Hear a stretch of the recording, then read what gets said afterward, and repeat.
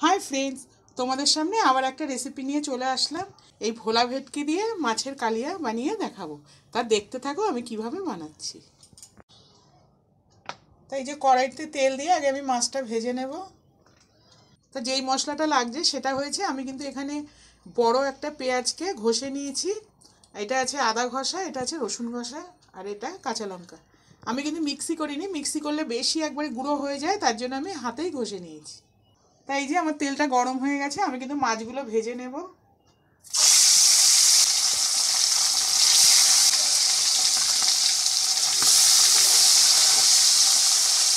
তা আমি কিন্তু এইভাবে সব মাছগুলো আগে ভেজে নেব। তাই যে আমার কিন্তু মাছগুলো সব ভাজা হয়ে গেছে। এবার দিয়ে দেবো এই যে কালো জিরে, মিনিটের মতো হলে তারপরে দিয়ে এই যে পেঁয়াজ ঘষাটা।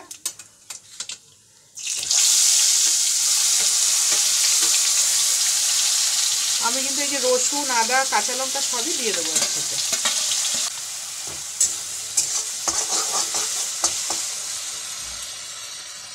এবার দিয়ে দেবো নুন, হলুদ, আধা চামচের মতো ধনের গুঁড়ো, এই যে আধা চামচের মতো সাদা জিরে, আর এই যে আধা চামচের মতো লঙ্কা গুঁড়ো দিয়ে মশলাগুলো কষিয়ে নেব। তাই এবার একটু জল দিয়ে দেবো, নয়তো মশলাটা পুড়ে যাবে। দিয়ে যতক্ষণ না পেঁয়াজের কাঁচা গন্ধটা না যায় ততক্ষণ আমি একটু ভেজে নেব। এই যে 3 মিনিটের মতো ভাজলাম, এই যে তেলগুলো সব বেরিয়ে যাচ্ছে। এবার আমি কি করব, এটার মধ্যে বড় একটা টমেটো মিক্সি করে রেখেছিলাম, এটাও দিয়ে দিলাম। এইবার দিয়ে এটাকে আমি 5 মিনিটের মতো ভেজে নেব। কালারটা দেখো কি সুন্দর এসেছে। টমেটোটা কিন্তু মিক্সি করে দিলে রঙটা পুরো লাল হয়। তো এবার আমি কি করব, এই যে 1 বাটি মতো জল দিয়ে দেবো, ছোটো বাটি 1 বাটি জল।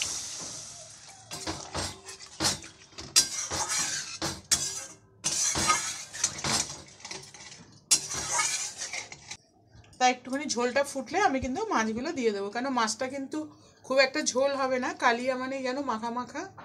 এই জন্য একটু ফুটলে আমি মাছটা দিয়ে দেবো, তাই জন্য এখন একটু ঢেকে রাখবো। তাই যে ঝোলটা ফুটছে, এবার আমি কি করব, মাছগুলো কিন্তু সব দিয়ে দেবো।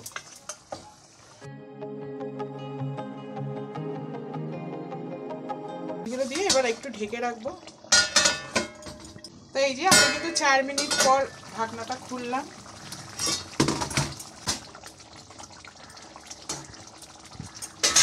এবার আমি কি করব, ওপর থেকে এই যে অল্প ধনেপাতা দিয়ে দেবো। ধনেপাতা দিয়ে আমি আরেকটু এটাকে শুকিয়ে নেব ঝোলটা। ধনেপাতাটা দিয়ে আমি 3 মিনিটের মতো ঢেকে রেখেছিলাম। এবার আমি গ্যাসটা বন্ধ করে দেব, দিয়ে আমি কিন্তু নামিয়ে নেব। তো তোমরা দেখেই নিলে যে ভেটকি মাছের কালিয়া কিভাবে বানাতে হয়। তো ভিডিওটা যদি তোমাদের ভালো লাগে তবে লাইক, কমেন্ট, শেয়ার করো, সাবস্ক্রাইব করতে ভুলো না। তো ভিডিওটা আজকের মতো এখানেই শেষ করছি। আজকের জন্য টাটা।